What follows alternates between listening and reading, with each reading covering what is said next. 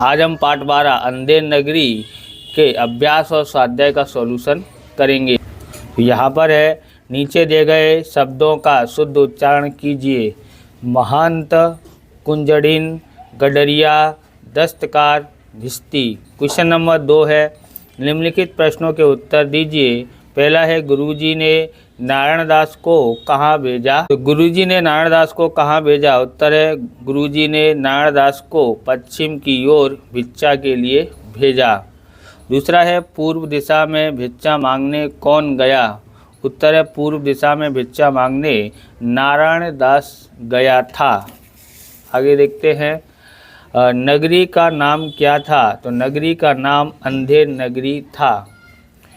चौथा है, अंधेर नगरी में मिठाई का क्या भाव था? तो अंधेर नगरी में मिठाई का भाव टके सेर था। पांचवा है, गोवर्धन दास जंगल में क्या खा रहा था?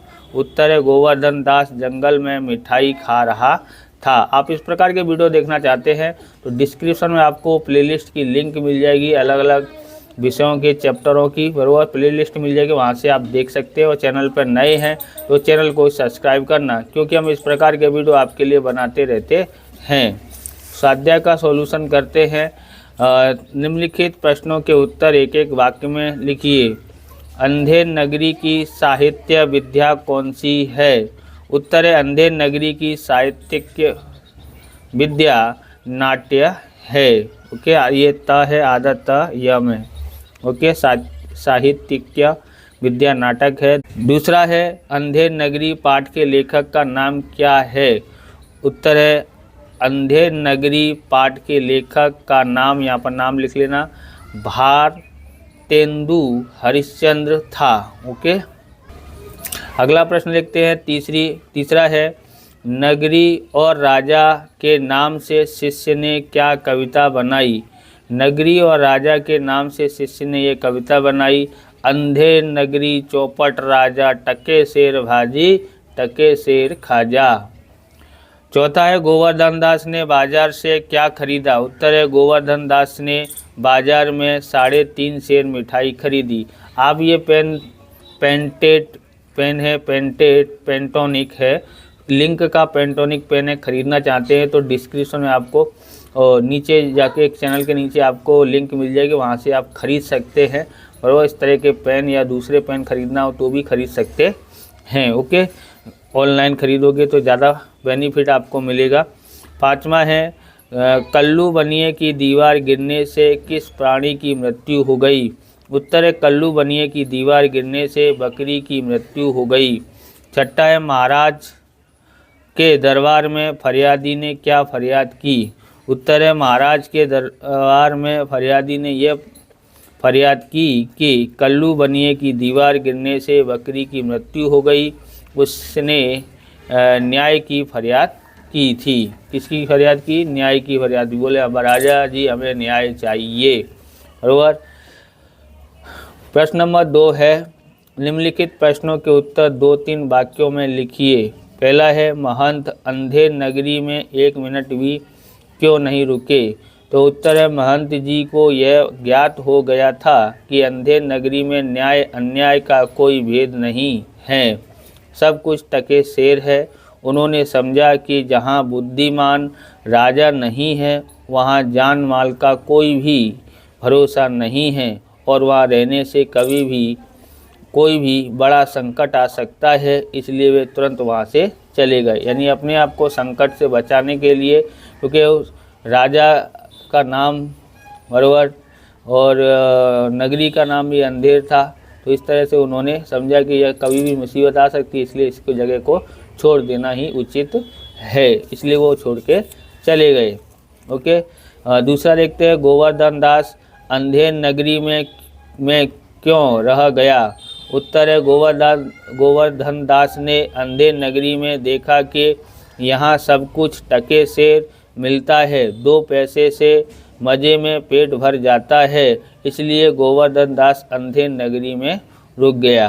क्योंकि उसको मालूम था कि कम पैसे में ही क्या काम हो जाता है और टके से में सब कुछ मिल जाता है तो पेट आराम से यहाँ पर भर सकेगा, इसलिए गोवर्धन दास अंधेर नगरी में रुक गया था, पर उसको पता नहीं था कि यहाँ संकट भी आ सकता है। अब देखते हैं तीसरा प्रश्न, नारायण दास कौन था, उसे महंत ने क्या भेजा? उत्तर है, नारायण दास महंत का चेला शिष्य था और उसे महंत ने पूर्व की ओर भिक्षा लेने के लिए भेजा था। चौथा है, गुरुजी ने अपने चेले को कैसे बचाया? उत्तर, गुरुजी ने अपने चेले के कान में कुछ कहा कि फिर दोनों फांसी चढ़ने के लिए आपस में झगड़ने लगे। यह सब देखकर राजा ने पूछा, क्या मामला है? गुरुजी ने बताया कि इस समय शुभ घड़ी है, जो इस समय फांसी पर चढ़ेगा वह सीधे स्वर्ग जाएगा। राजा ने कहा, मेरे होते हुए कौन स्वर्ग जाएगा और फांसी पर चढ़ गया? इस तरह से गुरुजी ने अपने चेले की जान बचाई। यानी गुरुजी ने कह दिया कि अपने आपस में झगड़ते हैं और वह वहाँ स्वर्ग जाने के लिए, तो राजा बेवकूफ़ है, तो राजा झगड़ेगा तो फांसी हो चढ़ेगा, अपने बच जाएंगे। तो इसलिए उन्होंने एक सब कान में कहा, जिससे अब दोनों आपस में फांसी पर चढ़ने के लिए लड़ने लगे। तो राजा ने पूछा, भाई क्यों लड़ रहे हो? तो वो बोला कि बोले ये शुभ घड़ी है स्वर्ग जाने के लिए, इसलिए आपस में हम झगड़ रहे हैं कि पहले कौन जाएगा। तो राजा ने बोला कि चलो मैं ही चला जाता हूँ सबसे पहले। तो राजा ने अपने आप को फांसी लगा ली। इतना बेवकूफ़ राजा था। पांचवा देखते हैं, फरियादी की एक फरियाद से दरबार में किसे किसे बुलवाया गया? तो फरियादी की बकरी दीवार गिरने से हुई। ओके, जब राजा ने सबसे पहले दीवार के मालिक कल्लू बनिए को बुलाया गया।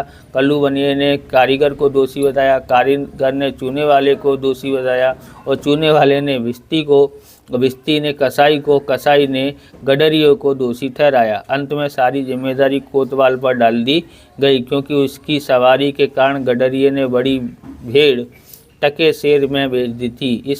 इन सब को बुलाया गया था। अगर संक्षिप्त में लिखना चाहते हैं तो एक बकरी की मौत के लिए कल्लू बनिया, कारीगर, चूने वाला, भिस्ती, कसाई, गडरिया और अंत में कोतवाल को दरबार में बुलाया। इतना छोटा लिखना तो आप इतना छोटा भी लिख सकते हैं। ओके, आगे देखते हैं। तीसरा प्रश्न है, सूचना अनुसार उत्तर दीजिए। पहला है, एक शब्द में दो शब्द आप विग्रह करके अलग अलग कीजिए। जैसे वाचनालय बराबर वाचन प्लस आलय होता है, ऐसे सूर्योदय तो सूर्य प्लस उदय, और दूसरा है इत्यादि यानी इत्य प्लस आदि, और विद्यालय यानी विद्या प्लस आलय, जगदीश मतलब जगत प्लस ईश होता है। बराबर, आगे देखते हैं। दूसरा है, किसने किससे क्यों कहा? तो यहाँ पर है क्यों बच्चा इस नगरी का क्या नाम है? तो उत्तर है, महंत ने गोवर्धन दास से कहा, क्योंकि गोवर्धन दास भिक्षा लेकर वापस आकर उसने बताया कि 3.5 सेर मिठाई लाया हूँ। ख है, अंधेर नगरी चौपट राजा, टके शेर भाजी टके शेर खाजा। उत्तर, गोवर्धन दास हलवाई कहता है, क्योंकि गोवर्धन दास ने सभी से पूछा तो पता चला कि टके शेर भाजी और टके शेर मिठाई है। उनके नगरी का नाम पूछा तो पता चला कि अंधेर नगरी है। आगे देखते हैं। 7 पैसे भीख में मिले थे, उसी से 3.5 सेर मिठाई मोल ली है। तो महंत के पूछने पर कि बच्चा गोवर्धन दास क्या भिक्षा लाया है, तब गोवर्धन दास महंत से कहता है। ओके, घ है, इस समय ऐसी शुभ घड़ी है कि जो मरेगा सीधा स्वर्ग जाएगा। उत्तर, महंत ने गोवर्धन दास को बचाने के लिए उसके कान में कुछ कहा, तब गोवर्धन दास ने कहा कि मैं फांसी पर चढ़ूंगा। महंत बोले, मैं फांसी पर चढ़ूंगा। ये देख कर के राजा ने कहा, ये क्या गोलमाल है? तब राजा ने महंत से कहता है। राजा किसे कहता है? महंत से कहता है। तीसरा है, जिस तरह व्यवहार शब्द में एक प्रत्यय लगाने से व्यवहारिक शब्द बनता है, उसी तरह नीचे दिए गए शब्द से नए शब्द बनाइए। पहला है समाज तो सामाजिक, दूसरा है मर्म तो मार्मिक, तीसरा है विश्व तो वैश्विक, चौथा है उद्योग तो औद्योगिक, पांचवा है बुद्धि तो बौद्धिक, छठा है धर्म तो धार्मिक। आगे देखते हैं। तो आगे है हमारे पास चौथा, यथा राजा तथा प्रजा। विषय पर अपना विस्तार पूर्वक लिखिए। तो ये उत्तर है, यथा राजा तथा प्रजा का अर्थ है जैसा राजा होता है वैसी ही उसकी प्रजा होती है। यदि राजा न्यायी, धर्मपरायण और मेहनती होगा तो प्रजा भी शांत, कानून का पालन करने वाली और मेहनती होगी। यदि राजा न्यायी, आलसी तथा भ्रष्ट है तो प्रजा भी अराजकता, अनैतिकता और कानून तोड़ने की प्रवृत्ति पनप सकती है। राजा प्रजा के लिए एक दर्पण की तरह होता है। प्रजा का स्वभाव राजा के शासन का परिणाम होता है। प्रजा का आचरण, नैतिकता और कार्यशैली काफ़ी हद तक अपने शासक तथा या नेता पर निर्भर करती है। ओके, शासक या उस पर निर्भर करती है। बराबर, राजा का व्यवहार एक आदर्श स्थापित करता है जिसका प्रजा जाने अनजाने में अनुसरण करती है। इस प्रकार से यह वीडियो पूरा होता है। अगर आपको हमारा वीडियो अच्छा लगे तो लाइक करें, शेयर करें, कमेंट करें। चैनल पर नए हैं चैनल को सब्सक्राइब करें। मिलते हैं नेक्स्ट वीडियो में। जय हिंद, जय भारत, वंदे मातरम।